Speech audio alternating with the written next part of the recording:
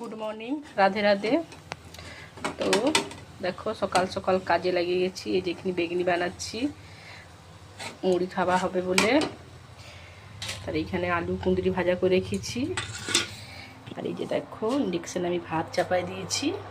ব্যস্তই ছিলি, আমার মিটিং থাকলেই জানো তো অনেক ব্যস্ত থাকে সকাল থেকে, তো এই জন্য ভিডিও বানাতে পারিনি। আজও মিটিং আছে, তার মধ্যে একটু সময় বার করি বলে একটা বানাই, মানে আমার বন্ধুরা বলবে কোথায় চলে গেছে দিদি, দেখাই হচ্ছে না। তো সেই জন্য সকাল সকাল একটা ভিডিও নিয়ে এসে গেছি।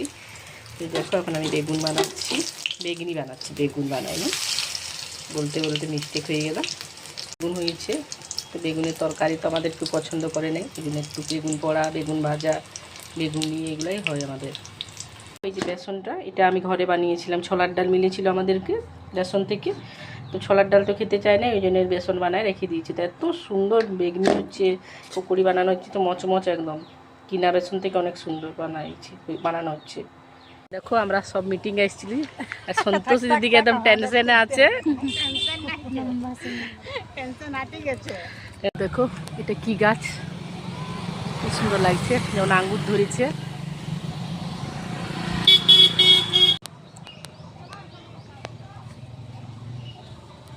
আমি এসে গেছি আমার মামা বাড়ি। এই যে আমার মামার মেয়ে, আর এই দেখো এটা হচ্ছে আমার মাসির মেয়ে, আর ওইটা হচ্ছে আমাদের টুকটুকে বউটা।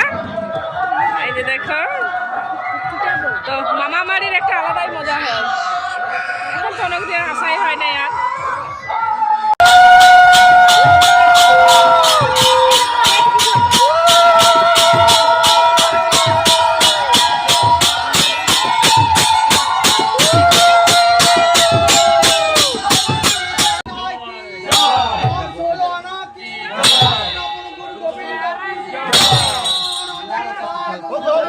হরিবলের প্রসাদ পাই গেছি আমরা।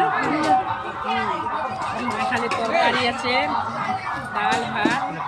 এই প্রসাদটা অমৃতের মতো লাগছে না হাতে।